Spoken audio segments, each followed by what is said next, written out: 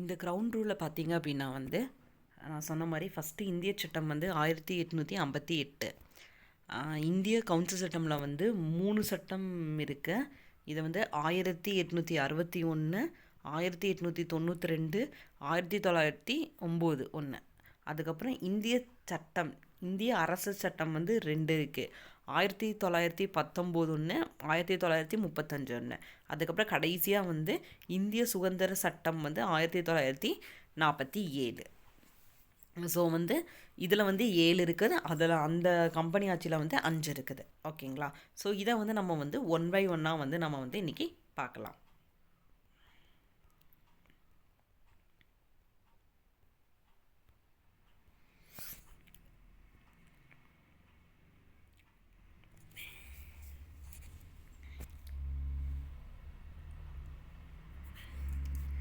இந்த இந்த இந்த இந்த சட்டம் இதுக்கெலாம் வந்து உள்ளே போகிறதுக்கு முன்னாடி ஒரு 4 பாயிண்ட் வந்து இம்பார்ட்டன்ட். ஸோ இதை பற்றி ஜஸ்ட் வந்து தெரிஞ்சுக்கோங்க.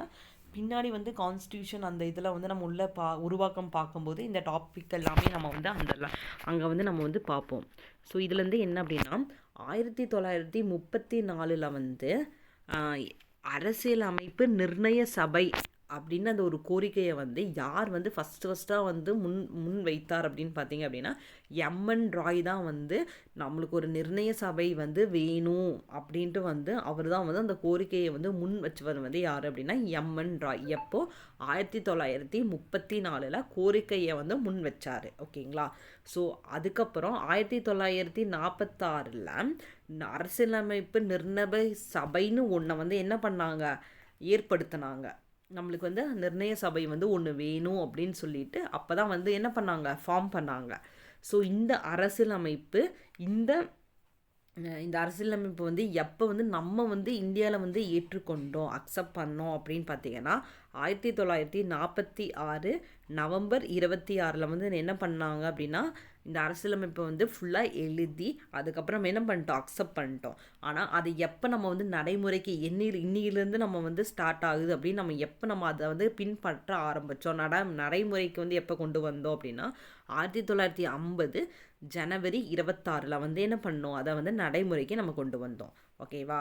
ஸோ இதில் வந்து 4 பாயிண்ட் தான், ஒன்றும் கிடையாது. என்னென்னா எம்என் ராய் வந்து அரசியல் நிர்ணய சபை அப்படின்ற ஒரு கோரிக்கையை வந்து எப்போ முன் வச்சார் அப்படின்னா 1934 வச்சார். 1936 என்ன பண்ணாங்க, அரசியலமைப்புக்கு ஒரு நிர்ணய சபை ஒன்று வேணும் அப்படின்ட்டு என்ன பண்ணாங்க, ஒன்று வந்து ஃபார்ம் பண்ணாங்க. ஸோ 1946 என்ன பண்ணாங்க அப்படின்னா நவம்பர் 26 இந்த அரசியலமைப்பு வந்து நாங்கள் வந்து ஏற்றுக்கொண்டோம் அப்படின்னு நம்ம வந்து என்ன பண்ணிட்டோம், அக்செப்ட் பண்ணிட்டோம். ஸோ 1950 ஜனவரி 26 அரசியலமைப்பு அப்படின்ட்டு ஒன்று வந்து என்ன பண்ணாங்க, நடைமுறைக்கு நம்ம வந்து கொண்டு வந்தோம். ஸோ இதுதான் வந்து மெயினாக இந்த 4 பாயிண்ட்டு. இப்போ வந்து இதில் வந்து பார்த்திங்கன்னா இப்போ ஒவ்வொரு சட்டங்கள் கீழே ஒவ்வொன்றா நம்ம வந்து பார்ப்போம். ஃபஸ்ட்டு வந்து என்ன பண்ணுறோன்னா இந்த கம்பெனி ஆட்சியை வந்து நம்ம இன்றைக்கி வந்து முடிச்சிடலாம் ஃபஸ்ட்டு. ஓகேவா? ஃபஸ்ட்டு வந்து என்ன பார்த்தோம் அப்படின்னா கம்பெனியை வந்து ஒரு ஒழுங்குபடுத்துறதுக்காக வந்து கொண்டு வந்த சட்டம் தான் வந்து என்னது, ஒழுங்குமுறை சட்டம். ஓகேவா? ஸோ இந்த ஒழுங்குமுறை சட்டம் வந்து யார் இருக்கிறப்ப வந்து இது வந்து கொண்டு வந்தாங்க அப்படின்னு யார் இருக்கிறப்ப வந்து இதை வந்து கொண்டு வந்தாங்க அப்படின்னு பார்த்தோம் அப்படின்னா பிரிட்டிஷில் வந்து யார் வந்து அப்போ வந்து பிரதமராக இருந்தாங்க அப்படின்னா நார்த் பிரபு வந்து இருந்தார். அப்போ வந்து யார் இருந்தார், நார்த் பிரபு வந்து அப்போ வந்து இருந்தார். ஸோ இது வந்து இந்த ஒழுங்குமுறை சட்டம் 1773 வந்து என்ன சொல்கிறாங்க அப்படின்னா ஆங்கில கிழக்கிந்திய கம்பெனியின் செயல்பாடுகளை கட்டுப்படுத்த பிரிட்டிஷ் அரசாங்கம் எடுத்த முதல் தலையீடு எது அப்படின்னா இந்த ஒழுங்குமுறை சட்டம் 1773 தான் வந்து அவங்களோட செயல்பாடுகள், இந்த கம்பெனியோட செயல்பாடுகள் எல்லாத்தையுமே அந்த லஞ்சம் வாங்குறதாகட்டும், ஒரு ஊழல் பண்ணுறதாகட்டும், ஒரு ஏற்றுமதி இறக்குமதியில் என்னென்ன இதெல்லாம் வந்து அவங்க இது பண்ணாங்களோ, ஊழல்கள் செஞ்சாங்களோ அந்தந்த விஷயங்கள்லாம் வந்து என்ன பண்ணாங்க, அந்த கம்பெனியோட செயல்பாடுகளை வந்து கட்டுப்படுத்த வந்து அந்த பிரிட்டிஷ் அரசாங்கம் வந்து ஃபஸ்ட்டாக வந்து ஃபஸ்ட்டாக வந்து தலையீடு பிரிட்டிஷ் கவர்மெண்ட் வந்து தலையீடு இட்டது வந்து இந்த சட்டத்து கீழே தான் அப்படின்ட்டு வந்து சொல்கிறாங்க. இதுதான் எடுத்த முதல் தலையீடு வந்து இந்த இதுதான் செயல்பாடுகளை கட்டுப்படுத்த, அதுதான் வந்து மெயின் இம்பார்ட்டன்ட். அடுத்தது இந்த சட்டத்துக்கு கீழே தான் வந்து ஒரு சில ஃபீச்சர்ஸ் எல்லாமே இதில் வந்து கொண்டு வந்திருப்பாங்க. என்ன இதில் கொண்டு வந்தாங்க அப்படின்னா, கவர்னர் ஆஃப் பெங்கால் அப்படின்னு இருந்ததை வந்து கவர்னர் ஜென்ரல் ஆஃப் பெங்கால் அப்படின்ட்டு என்ன பண்ணாங்க, பெயர் வந்து மாற்றம் பட்டாங்க.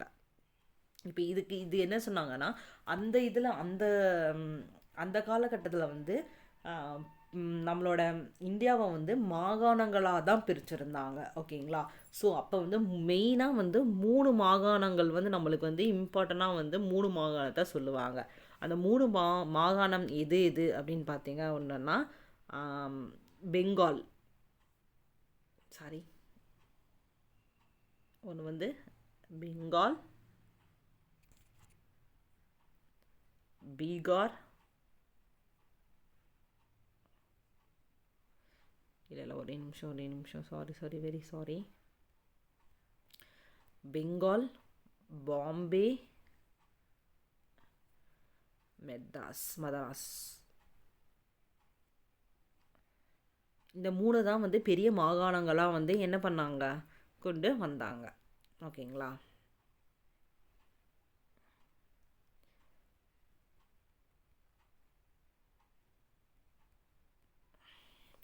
ஸோ இந்த கவர்னர் ஆஃப் பெங்கால் அதை வந்து என்னென்ன மாற்றினாங்க, கவர்னர் ஜென்ரல் ஆஃப் பெங்கால் அப்படின்ட்டு வந்து என்னை வந்து மாற்றினாங்க. அப்படின்னா என்னென்னா, ஸோ கவர்னர் முன்னே வந்து எப்படி இருந்துச்சுன்னா, அந்தந்த கவர்னருக்கு தனித்தனியாக அதிகாரங்கள் வந்து இருந்துச்சு. அதை என்ன பண்ணிட்டாங்க அப்படின்னா வந்து இதை வந்து ஒரு மையப்பட்ட ஒரு அரசாங்கமாக மாற்றணும் அப்படின்னு சொல்லி என்ன பண்ணாங்க அப்படின்னா, ஒரு கவர்னர் ஜென்ரல் ஆஃப் பெங்கால் அதை வந்து ஹெட்டாக வச்சுட்டு கீழே வந்து என்ன பண்ணிட்டாங்க, மதராஸையும் பாம்பேயும் வந்து இவங்களுக்கு கீழே வந்து கண்ட்ரோல் பண்ணுற மாதிரி வந்து கொண்டு வந்துட்டாங்க. ஸோ இந்த கவர்னர் ஜென்ரல் ஆஃப் பெங்காலோட பதவிக்காலம் பார்த்தீங்க அப்படின்னா வந்து 5 இயர்ஸாக வந்து அது வந்து இருந்துச்சு. ஸோ இது வந்து நம்மளோட புக்கில், லக்ஷ்மிகாந்த் புக்கில் இல்லை. பட் ஆனால் வந்து இது வந்து ஒரு கொஷின் பேப்பரில் நான் பார்த்தேன். அதுலேருந்து நான் ஜஸ்ட் அதை நோட் பண்ணது தான் வந்து அந்த பதவிக்காலம். ஓகேங்களா? அது அவுட் சோர்ஸ் தான். அதுக்கு அப்புறம் இந்த கவர்னர் ஜென்ரல் ஆஃப் பெங்காலுக்கு இவங்களுக்கு உதவி பண்ணுறதுக்கு வந்து ஒரு 4 பேர் கொண்ட ஒரு குழு வந்து என்ன பண்ணாங்க, அமைச்சாங்க. அந்த குழுவோட பேர் தான் என்னென்னா நிர்வாக குழு. அந்த குழுவோட பேர் தான் என்னது, நிர்வாக குழு, which means executive council. Which means என்னது, எக்ஸிக்யூட்டிவ் கவுன்சில் அப்படின்ட்டு ஒன்றை வந்து யாருக்கு உதவியாக அமைச்சாங்க அப்படின்னா, கவர்னர் ஜென்ரல் ஆஃப் பெங்காலுக்கு உதவியாக அவங்க வந்து என்ன பண்ணாங்க, அமைச்சாங்க. ஓகேங்களா? ஸோ இந்த 24 மெம்பர்ஸ் இதை வந்து விட்டுருங்க. இதை நான் வந்து மாற்றி எழுதிட்டேன். ஸோ இதை விட்டுருங்க.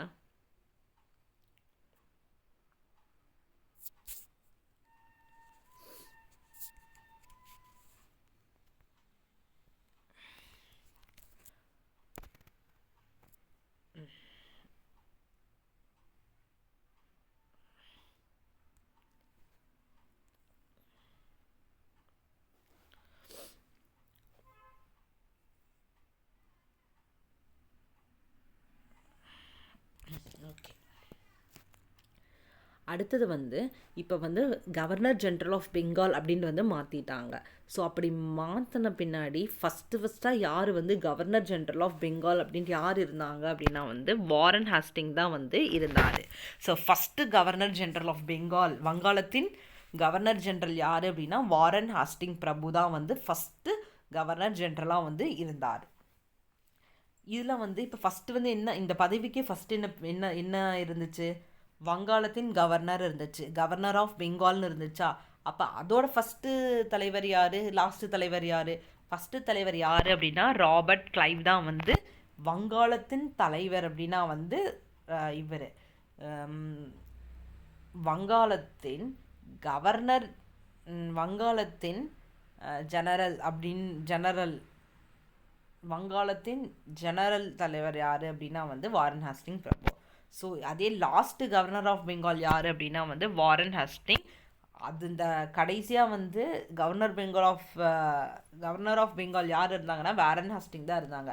ஸோ அது அப்போ தான் பெயர் மாற்றம் வந்து ஃபஸ்ட்டு என்ன பண்ணாங்க, கவர்னர் ஜென்ரல் ஆஃப் பெங்கால்னு மாற்றினாங்க. அப்போயும் வந்து யார் தான் இருந்தாங்க, வாரன் ஹாஸ்டிங் தான் வந்து இருந்தார். ஸோ இதுக்கு அடுத்தது வந்து நாங்கள் சொன்னேன்னா ஒரு மையப்படுத்தப்பட்ட அரசாங்கம் வந்து என்ன பண்ணாங்க, உருவாக்குனாங்க அப்படின்ட்டு. என்ன பண்ணாங்க அப்படின்னா, வங்காள ஜெனரலின் கட்டுப்பாட்டின் கீழ் பம்பாய் மற்றும் மதுராஸ் ஒருங்கிணைக்கப்பட்டது. அப்போ என்ன பண்ணாங்க, இங்கே என்ன பண்ணாங்க அப்படின்னா வந்து பெங்காலை வந்து இதில் வந்து என்ன பண்ணாங்க அப்படின்னா வந்து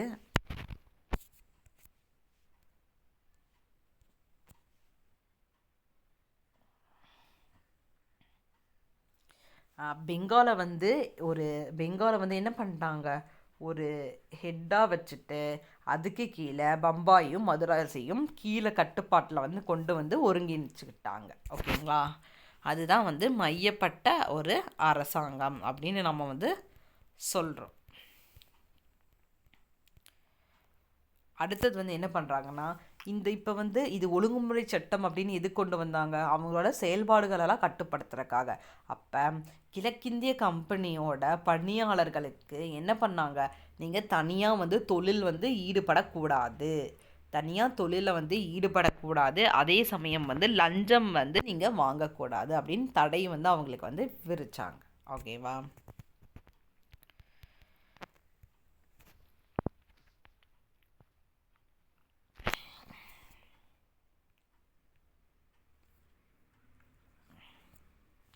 அதுக்கப்புறம் இயக்குனர் குழு அப்படின்ட்டு ஒன்றை வந்து அமைப்பை வந்து உருவாக்குனாங்க. இந்த இயக்குனர் குழு யார் அப்படின்னு பார்த்தீங்க அப்படின்னா வந்து எக்ஸிக்யூட்டிவ் கவுன்சில் அப்படின்னு நம்ம வந்து சொல்லுவோம். என்னது எக்ஸிக்யூட்டிவ் கவுன்சில் அப்படின்னா நம்ம வந்து சொல்லுவோம். ஸோ இவங்களுக்கு என்ன வேலை அப்படின்னா, இவங்களுக்கு வந்து என்ன வேலை அப்படின்னா, இந்த சிவில், இந்த வருவாய், ரெவென்யூ, இந்த இராணுவம், இது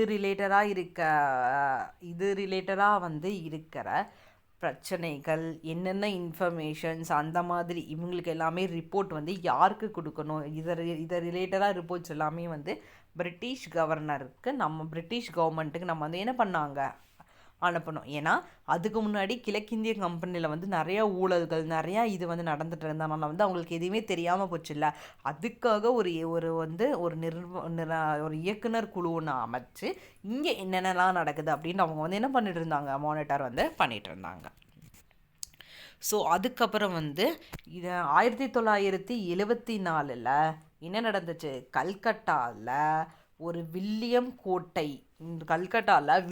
கோட்டையில் வந்து ஒரு உச்ச நீதிமன்றம் மீன்ஸ் சுப்ரீம் கோர்ட்டை வந்து வந்து என்ன பண்ணாங்க, முதல்ல ஏற்படுத்தினாங்க. அந்த சுப்ரீம் கோர்ட்டில், அந்த உச்ச நீதிமன்றத்தில் ஒரு சீஃப் ஜஸ்டிஸையும் ப்ளஸ் 3 ஜட்ஜையும் வந்து என்ன பண்ணாங்க, அப்பாயின்மெண்ட் பண்ணாங்க. ஸோ அந்த சுப்ரீம் கோர்ட்டில் 1+3 அப்படின்ட்டு இதில் வந்து நீதிபதிகளை வந்து இது பண்ணாங்க. ஸோ இதில் வந்து முதல் சீஃப் ஜஸ்டிஸ் தலைமை நீதிபதி யார் அப்படின்னு பார்த்தீங்கன்னா சர் எலிஜா இம்பே அப்படின்ட்டு நம்ம வந்து சொல்கிறோம். இது என்ன சொல்கிறாங்க, இது வந்து இந்த ஃபஸ்ட்டு சீஃப் ஜஸ்டிஸ் அப்படின்ட்டு இதெல்லாம் வந்து எப்படின்னா ஃபேக்ட், இதெல்லாம் வந்து நம்ம வந்து மனப்பாடம் பண்ணி தான் ஆகணும், வேறு ஆப்ஷன் கிடையாது.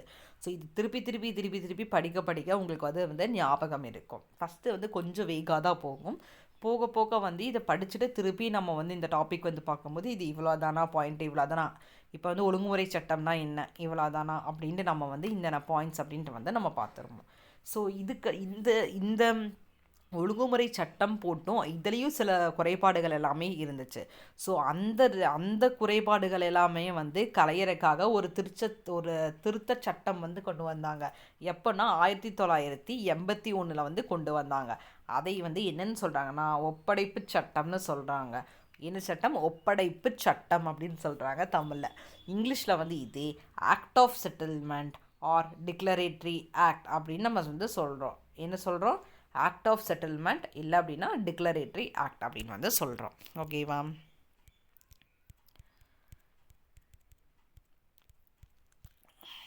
ஸோ இப்போ வந்து இதில் வந்து இந்த ரெகுலேட்டிங் இது வந்து முடிஞ்சிச்சு. ஸோ இதில் வந்து என்ன அப்படின்னா ஜஸ்ட்டு நான் பாயிண்ட்ஸை மட்டும் சொல்கிறேன், அதை மட்டும் நீங்கள் நோட் பண்ணிக்கோங்க. வேறு வேறு எதுவும் இல்லை பெருசாக. ஒழுங்குமுறை சட்டம் 1773 ஆண்டில் வந்து கொண்டு வந்தது தான் வந்து ஒழுங்குமுறை சட்டம். அப்போ வந்து பிரிட்டிஷ் பிரதமர் வந்து யார் இருந்தாங்கன்னா நார்த் பிரபு வந்து இருந்தார். அப்போ வந்து வங்காளத்தில் வந்து தலைவராக யார் இருந்திருப்பார்னா வாரன் ஹாஸ்டிங் தான் வந்து இருந்திருப்பார். இது வந்து சும்மா ஜஸ்ட்டு தெரிஞ்சுக்கோங்க. ஸோ ஆங்கில கிழக்கிந்திய கம்பெனிகளை செயல்பாடுகளை கட்டுப்படுத்துறதுக்கு தான் வந்து ஃபஸ்ட்டாக பிரிட்டிஷ் அரசாங்கம் எடுத்த முதல் தலையீடு எது அப்படின்னா இந்த ரெகுலேட்டிங் ஆக்ட், ஒழுங்குமுறை சட்டம் 1773 தான் வந்து ஃபஸ்ட்டு. ஓகேவா? ஸோ இதில் வந்து என்ன பண்ணியிருப்பாங்கன்னா கவர்னர் ஆஃப் பெங்காலை வந்து கவர்னர் ஜெனரல் ஆஃப் பெங்கால் அப்படின்னு வந்து மாற்றிருப்பாங்க. ஸோ அவங்களுக்கு உதவியாக வந்து 4 பேர் கொண்ட ஒரு நிர்வாக குழு வந்து என்ன பண்ணியிருப்பாங்க, கொண்டு வந்திருப்பாங்க. ஓகேவா? ஸோ இதில் வந்து first governor general of Bengal வந்து யாருன்னா வாரன் ஹாஸ்டிங் தான் சொல்லுவோம். அதே ஃபஸ்ட்டு கவர்னர் ஆஃப் பெங்கால் அப்படின்ட்டு யாரை சொல்லுவோம்னா ராபர்ட் கிளைவை சொல்லுவோம். லாஸ்ட்டு கவர்னர் ஆஃப் பெங்கால் வந்து வாரன் ஹாஸ்டிங்கை சொல்கிறோம். இதில் வந்து என்ன பண்ணியிருப்பாங்க அப்படின்னா ஒரு மையப்படுத்தப்பட்ட ஒரு அரசாங்கத்தை வந்து அவங்க வந்து உருவாக்கியிருப்பாங்க.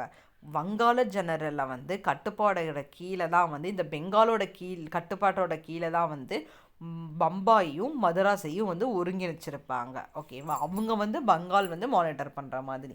கிழக்கிந்திய கம்பெனியில் வந்து பணியாளர்களுக்கு எல்லாமே என்ன பண்ணியிருப்பாங்க, அவங்களுக்கு வந்து தனியாக நீங்கள் வந்து என்ன பண்ணக்கூடாது, தொழிலில் வந்து ஈடுபடக்கூடாது, லஞ்சம் பெறுற மாதிரி வந்து எதையுமே நீங்கள் வந்து பண்ணக்கூடாது, அங்கே இருக்கிற நேட்டிவ் பீப்புள்ஸ் கிட்ட வந்து நீங்கள் வந்து லஞ்சம் வந்து வாங்குறதுக்கு வந்து தடை வந்து விதிச்சிருப்பாங்க.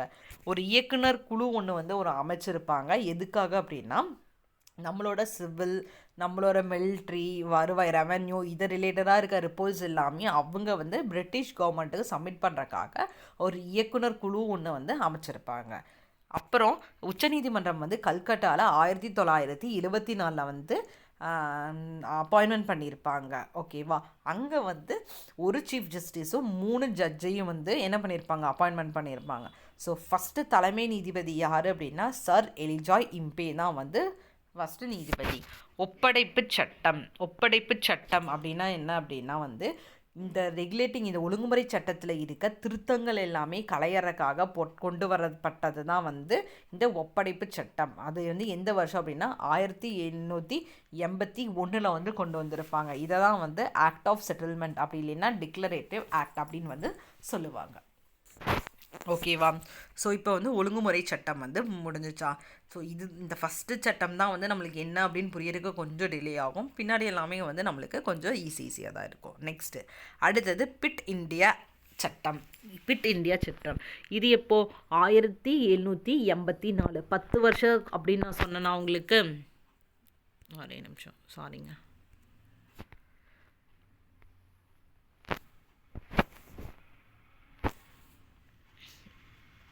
நான் வேணால் உங்களுக்கு இந்த பிடிஎஃப் நான் உங்களுக்கு வந்து கமெண்ட்ஸில் வந்து நான் வந்து உங்களுக்கு வந்து ஆட் பண்ணிடுறேன் நீங்கள் டவுன்லோட் பண்ணுறதுக்காக.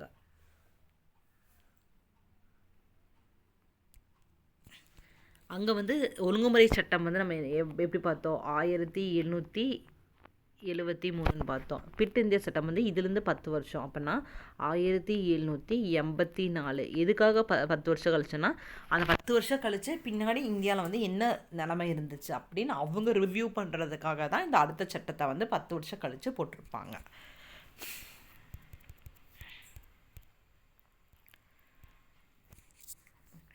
இப்போ வந்து பிரிட்டிஷ் பிரதமர் வந்து யார் இருப்பாங்க அப்படின்னா வந்து வில்லியம் பிரபு வந்து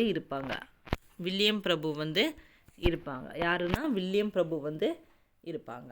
ஸோ இதில் வந்து மெயினாக என்ன சொல்கிறாங்க அப்படின்னா இரட்டை அரசாங்க முறை வந்து என்ன பண்ணியிருப்பாங்க அப்படின்னா அமைச்சிருப்பாங்க. என்ன அப்படின்னா இரட்டை அரசாங்க முறையில் வந்து ஒரு 2 பேரை வந்து நியமிச்சிருப்பாங்க. ஓகேவா? ஆல்ரெடி வந்து அங்கே வந்து ஒரு இயக்குனர் குழு அப்படின்னு ஒரு குழு இருந்துச்சா, அந்த குழு வந்து என்ன பண்ணியிருப்பாங்க அப்படின்னா வந்து இயக்குனர் குழுவுக்கு வந்து வணிக நடவடிக்கைகளை மட்டும் மேற்பார்வையிட வந்து இயக்குனர் குழுவையும் கட்டுப்பாடு வாரியம் அப்படின்னு ஒன்றை வந்து ஆரம்பித்து அரசியல் நடவடிக்கை எல்லாத்தையுமே வந்து இவங்க வந்து மேற்பார்வையிற மாதிரி வந்து என்ன பண்ணியிருப்பாங்க, ஒரு இரட்டை அரசாங்க முறையை வந்து இங்கே வந்து அமெண்ட்மெண்ட் பண்ணியிருப்பாங்க, விச் மீன்ஸ் அமல்படுத்தியிருப்பாங்க. ஓகேவா?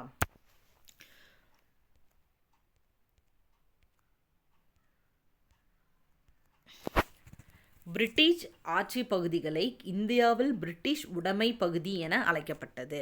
ஸோ அத்தனை நாள் வந்து அத்தனை இதில் வந்து என்ன என்ன பண்ணிட்டு இருந்தாங்க அப்படின்னா வந்து பிரிட்டிஷோட ஆட்சி பகுதிகள்லாம் இருந்த பிரிட்டிஷோட இந்த இந்தியா வந்து பிரிட்டிஷோட ஆட்சி பகுதி அப்படின்னு சொல்லிட்டு இருந்தவங்க என்ன பண்ணாங்க, இந்த சட்டத்தில் தான் வந்து இந்தியாவில் பிரிட்டிஷ் உடைமை பகுதி அப்படின்னு என்ன பண்ணிட்டாங்க அழைக்க அவங்க வந்து ஆரம்பித்தாங்க. பிரிட்டிஷ் அரசாங்கத்தில் இந்தியாவில் கம்பெனி செயல்பாடுகள் மற்றும் அதன் நிர்வாகத்தின் மீது முழு அதிகாரம் வந்து என்ன பண்ணாங்க அளித்தாங்க. பிரிட்டிஷ் அரசாங்கத்திற்கு இந்தியாவில் கம்பெனி செயல்பாடுகள் மற்றும் அதன் நிர்வாகத்தின் முழு அதிகாரம் வந்து என்ன பண்ணாங்க, யாருக்கு அமைச்சாங்க, அந்த கவர்னர் ஜெனரல் ஆஃப் பெங்கால் அவருக்கு வந்து ஒரு முழு அதிகாரத்தை வந்து கொடுத்தாங்க. ஸோ பிட் இந்தியா சட்டம் வந்து என்ன அப்படின்னா 1984. இதில் ஒன்றுமே கிடையாது. பிரிட்டிஷ் பிரதமராக யார் இருப்பாங்க, வில்லியம் பிரபு இருப்பார். இந்த சட்டத்துக்கீழே தான் வந்து இரட்டை அரசாங்க முறையை வந்து கொண்டு வந்திருப்பாங்க. அதில் வந்து என்ன சொல்லியிருப்பாங்கன்னா 2 குழு அமைச்சிருப்பாங்க. ஒன்று வந்து இயக்குனர் குழு, இன்னொன்று வந்து கட்டுப்பாட்டு வாரியம். இயக்குனர் குழு அப்படின்னா வந்து வணிகம் சார்ந்த ஏதாச்சும் ஒரு நடவடிக்கையை வந்து மேற்பார்வையிடக்க இயக்குனர் குழு. கட்டுப்பாடு வாரியம் வந்து என்ன அப்படின்னா அரசியல் நடவடிக்கைகள் ஏதாச்சும் இருந்துச்சு அப்படின்னா அதை மேற்பார்வையிடக்க இவங்க. ஸோ பிரிட்டிஷ் ஆட்சி பகுதியில் வந்து என்னென்னு சொல்லிட்டு இருந்தாங்க அப்படின்னா இந்தியாவில் பிரிட்டிஷ் உடைமை பகுதி அப்படின்னு வந்து இதுக்கப்புறம் வந்து என்ன அழைச்சாங்க. பிரிட்டிஷ் அரசாங்கத்திற்கு இந்தியாவில் கம்பெனி செயல்பாடுகள் மற்றும் அதன் நிர்வாகத்தின் மீது முழு அதிகாரம் அளிக்கப்பட்டது. ஓகேவா. அடுத்த சட்டம் வந்து இப்போ நம்ம வந்து இது வந்து நம்ம வந்து படிக்கும் போது நம்ம ரிவிஷன் ஒவ்வொரு டைம் வந்து பண்ணிகிட்டே தான் இருக்கணும். ஓகேங்களா. ஸோ ஒழுங்குமுறை சட்டம் வந்து என்ன 1773. அடுத்தது பிட் இந்தியா சட்டம், அதுலேருந்து ஒரு 10 வருஷம், அப்போ 1784.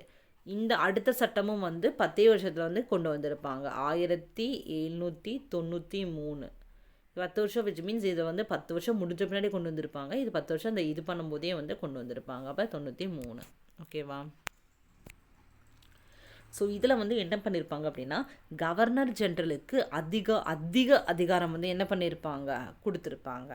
கம்பெனியின் வணிக முன்னுரிமை அடுத்த 20 ஆண்டுகளுக்கு நீடிக்கப்பட்டது. என்ன பண்ணியிருப்பாங்க, இதுக்கப்புறம் அடுத்த ரிவ்யூ வந்து நம்மளுக்கு வந்து எப்படி 20 வருஷம் கழித்து வந்து பண்ணலாம் அப்படின்ட்டு வந்து என்ன பண்ணியிருப்பாங்க இது பண்ணியிருப்பாங்க. அதனால தான் இது 1793 இருக்குது. அடுத்த ரிவ்யூ அடுத்த சட்டம் எப்போ போட்டிருக்கணும், எப்போ போட்டிருக்கணும் 1803 போட்டிருக்கணும். ஆனால் இந்த சட்டத்தில் என்ன சொல்லிட்டாங்க 20 வருஷம் கழித்து 20 வருஷம் வரைக்கும் இந்த இதுதான் அமல் தான் அப்படின்னு சொல்லிட்டாங்க. அதனால தான் அடுத்த சட்டம் வந்து 20 நம்மளுக்கு வந்து என்ன ஆயிருக்கும் வருஷங்கள் வந்து மாறி இருக்கும். கட்டுப்பாட்டு வாரியம் மற்றும் அதன் ஊழியர்களுக்கான ஊதியம் இந்தியா வருவாயிலிருந்து வழங்க வலியுறுத்துதல். என்ன பண்ணுறாங்க இப்போ வந்து கட்டுப்பாட்டு வாரியம் உன்னை வந்து கொண்டு வந்துட்டாங்க. அவங்களுக்கு வந்து அதுக்கான ஊதியம் எல்லாமே கொடுக்கணும்ல, அதை வந்து பிரிட்டிஷ் கொடுக்காம என்ன பண்ணிட்டாங்க இந்தியா வருவாயில் வந்து கொடுக்கணும் அப்படின்னு சொல்லிட்டாங்க. இது வந்து 1919 வரைக்கும் இந்த இது வந்து இருந்துச்சு. அதுக்கப்புறம் இதை வந்து ரத்து பண்ணிட்டாங்க. ஓகேவா. ஸோ இதில் வந்து என்னென்னா 3 தான். 1993 சாசனம் சட்டத்தில் என்ன கொண்டு சொல்கிறாங்க அப்படின்னா கவர்னர் ஜெனரலுக்கு அதிகாரம் கொடுத்தாங்க. கம்பெனியில் வந்து என்ன சொல்லிட்டாங்க வணிக ஒற்றுமையை வந்து அடுத்து 20 ஆண்டுகளுக்கு வந்து நாங்கள் வந்து நீடிக்க போகிறோம் அப்படின்னு சொல்லிட்டாங்க. கட்டுப்பாட்டு வாரியம் வந்து அதன் ஊழியர்களுக்கான ஊதியம் வந்து இந்தியா ரெவன்யூஸ்லேருந்து தான் வந்து கொடுக்கணும் அப்படின்ட்டு வந்து இதை வந்து சொல்லிட்டாங்க. அடுத்தது வந்து சாசன சட்டம் 1813. ஓகேவா. ஸோ இந்த 1813 இதில் வந்து என்ன சொன்னாங்க அப்படின்னா உள்ளூர் வாசிகளுக்கு மேற்கத்திய கல்வி முறை பரப்பப்பட்டது. என்ன பண்ணாங்க, ஸோ இங்கே இருக்க இந்தியன்ஸுக்கு வந்து என்ன பண்ணோம், நம்ம வந்து மேற்கத்திய கல்வி முறையை வந்து நம்ம வந்து என்ன பண்ணலாம் சொல்லி கொடுக்கலாம் அப்படின்னு சொல்லி வந்து அவங்களுக்கு வந்து என்ன பண்ணாங்க பரப்பினாங்க. ஸோ அதுக்கப்புறம் இந்தியாவின் கல்வி வளர்ச்சிக்காக ரூபாய் 1,00,000 ஒதுக்கீடு வந்து என்ன பண்ணாங்க, இந்த சட்டத்தின் மூலமாக தான் வந்து என்ன பண்ணாங்க, கொண்டு வந்தாங்க. ஸோ இதை வந்து பிரிட்டிஷ் கொண்டு வந்தாங்க. பட் ஆனால் இது ஃபுல்லாக வந்து அந்த கல்விக்காக அவங்க வந்து அந்த 1,00,000 செலவு பண்ணாங்களா அப்படின்னு நம்மளுக்கு வந்து அது தெரியாது. ஆனால் வந்து பேரளவில் வந்து 1,00,000 ரூபாய் வந்து என்ன பண்ணியிருக்காங்க, ஒதுக்கீடு பண்ணியிருக்காங்க. கிறிஸ்துவ மத பரப்பாளர்களுக்கு இந்தியா வர அனுமதி அளிக்கப்பட்டது. அப்போ இந்த கல்வி முறையை வந்து இந்த மேற்கத்திய கல்வி முறையை வந்து என்ன பண்ணாங்க, உள்ளூர் இந்தியர்களுக்கு வந்து பரப்புனாங்க. கல்விக்கு வளர்ச்சிக்காக ரூபாய் 1,00,000 வந்து ஒதுக்கீடு பண்ணாங்க. கிறிஸ்துவ மத பரப்பாளர்களுக்கு வந்து உள்ள இந்தியாவுக்குள்ளே வர்றதுக்கு வந்து என்ன பண்ணாங்க, அனுமதி வந்து வழங்கினாங்க. எந்த சட்டத்தின் கீழே வந்து இந்தியாவுக்கு வந்து கல்வி வளர்ச்சிக்காக 1,00,000 ரூபாய் வந்து ஒதுக்கீடு பண்ணாங்க? 1813 வருஷத்தை தான் வந்து என்ன பண்ணாங்க, கொண்டு வந்தாங்க.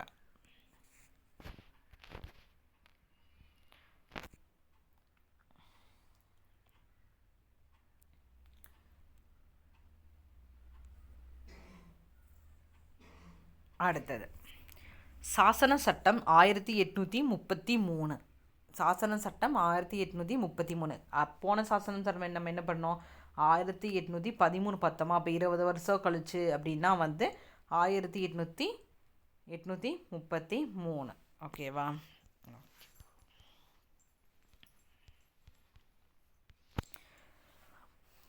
இப்போ வந்து கவர்னர் ஜென்ரல் ஆஃப் பெங்கால் அதை வந்து என்னென்னு மாற்றிருக்காங்க, கவர்னர் ஜென்ரல் ஆஃப் இந்தியா அப்படின்னு, இந்தியாவின் கவர்னர் ஜென்ரல் அப்படின்னு வந்து மாற்றிட்டாங்க. அங்கே வந்து என்ன மாற்றினாங்க, கவர்னர் ஆஃப் பெங்காலை வந்து கவர்னர் ஜென்ரல் ஆஃப் பெங்கால் அப்படின்னு மாற்றினாங்கல்ல. ஸோ அதே மாதிரி வந்து இங்கே வந்து கவர்னர் ஜென்ரல் ஆஃப் பெங்காலை வந்து கவர்னர் ஜென்ரல் ஆஃப் இந்தியா அப்படின்னு வந்து மாற்றிட்டாங்க. இந்தியாவின் கவர்னர் ஜென்ரல் அப்படின்னு வந்து மாற்றினாங்க. So governor general of India அப்படின்னு மாற்றின சட்டம் வந்து 1833 சாசன சட்டம். அதே கவர்னர் ஆஃப் பெங்காலை கவர்னர் ஜென்ரல் ஆஃப் பெங்கால்னு மாற்றினது வந்து எப்போ, ஒழுங்குமுறை சட்டம் 1773. கொஷின் கேட்கலாம், நம்மளுக்கு டேரெக்டாக கேட்கலாம். ஓகேவா? முதல் இந்தியாவின் கவர்னர் ஜென்ரல், இந்தியாவோட கவர்னர் ஜென்ரல் யார், வில்லியம் பென்டிங் பிரபு. அங்கே யாரை நம்ம பார்த்தோம், பெங்காலின் முதல் கவர்னர் ஜென்ரல் யார், வாரன் ஹாஸ்டிங்னு பார்த்தோமா. அதே மாதிரி முதல் இந்தியாவின் கவர்னர் ஜென்ரல் யார், வில்லியம் பென்டிங் பிரபு. கவர்னர் ஜென்ரலின் கவுன்சிலின் முதல் சட்ட உறுப்பினர். இப்போ வந்து என்ன பண்ணிட்டாங்க, கவர்னர் ஜென்ரலோட கவுன்சிலின் முதல் சட்ட ஆலோசகர் அப்படின்னு ஒருத்தவங்க வந்து என்ன பண்ணுறாங்க, நியமனம் பண்ணுறாங்க. யார், டிபி மெக்காலே அப்படின்ட்டு இவரை வந்து என்ன பண்ணுறாங்க, அப்பாயின்மெண்ட்டு பண்ணுறாங்க. குடிமை பணிக்கான தேர்வு பொது போட்டியினை அறிமுகப்படுத்தியது. அப்போ வந்து என்ன சொல்கிறாங்க அப்படின்னா, ஸோ நம்மளோட இதில் வந்து இந்தியரும் உள்ளே இருக்கட்டும் அப்படின்ட்டு அவங்க வந்து என்ன பண்ணியிருப்பாங்க, கொண்டு வரலாம். அவங்களையும் வந்து நம்ம வந்து கல்வி கொடுத்து நம்ம வந்து குடிமை பணிக்கான இதை வந்து இந்தியரும் வந்து உள்ளே வரலாம், பிரிட்டிஷ் மட்டுமே இல்லாமல் அவங்களும் வரலாம் அப்படின்ட்டு ஒரு சிலர் வந்து சஜஷன்ஸ் கொடுத்துருப்பாங்க. பட் ஆனால் அது என்ன பண்ணியிருப்பாங்க, ஆனால் இயக்குனர் குழு வந்து என்ன பண்ணிட்டாங்க, அதை வந்து என்ன பண்ணிட்டாங்க, நிகாரிச்சிட்டாங்க. ஓகேவா? இதில் வந்து அறிமுகம் மட்டும்தான் படுத்தியிருப்பாங்க, தவிர்த்து இம்ப்ளிமெண்ட் பண்ணியிருக்க மாட்டாங்க. வணிகம் அமைப்பாக செயல்பட்ட கம்பெனியின் அதிகாரம் முடிவுக்கு வந்தது. கம்பெனி ஒரு நிர்வாக அமைப்பாக மாறிவிட்டது. என்ன பண்ணாங்க, கொஞ்சம் கொஞ்சமாக நான் ஸ்டார்டிங்கில் சொன்னேன்னா எப்படி வந்து அவங்க வந்து கட்டுப்படுத்தினாங்க அப்படின்ட்டு. ஸோ இந்த சட்டத்துக்கு கீழே என்ன பண்ணிட்டாங்க, வணிக அமைப்பாக செயல்பட்ட கம்பெனியோட அதிகாரத்தை வந்து என்ன பண்ணிட்டாங்க, ஃபுல்லாக முடிவுக்கு வந்து கொண்டு வந்து கம்பெனியை வந்து ஒரு நிர்வாக அமைப்பாக என்ன பண்ணிட்டாங்க, மாற்றிட்டாங்க. ஸோ இதில் வந்து மெயின் 5 பாயிண்ட் தான். கவர்னர் ஜென்ரல் ஆஃப் பெங்காலை வந்து கவர்னர் ஜென்ரல் ஆஃப் இந்தியான்னு மாற்றிருக்காங்க. அப்போ முதல் இந்தியாவின் கவர்னர் ஜென்ரல் யார், வில்லியம் பிரபு. கவர்னர் ஜென்ரலின் கவுன்சிலின் முதல் சட்ட உறுப்பினர் யார், மெக்காலே. குடிமை பணிகளை தேர்வுக்கு பொது போட்டியினை அறிமுகப்படுத்தியது. ஆனால் அதை வந்து என்ன பண்ணல, இயக்குனர் குழு வந்து அக்செப்ட் பண்ணலை. வணிக அமைப்பாக செயல்பட்ட கம்பெனியின் அதிகாரம் முடிவுக்கு வந்து அது ஒரு கம்பெனி ஒரு நிர்வாக அமைப்பாகவே மாறிவிட்டது. ஓகேவா? ஸோ இதுதான் வந்து சாசன சட்டம் 1833. இதுதான் வந்து கம்பெனி ஆட்சியில் வந்து கடைசி சட்டம், சாசன சட்டம் எது அப்படின்னா வந்து இந்த சாசனம் சட்டம் 1953. என்னது? 1953.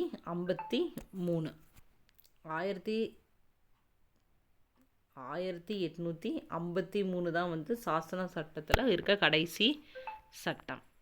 ஓகேவா?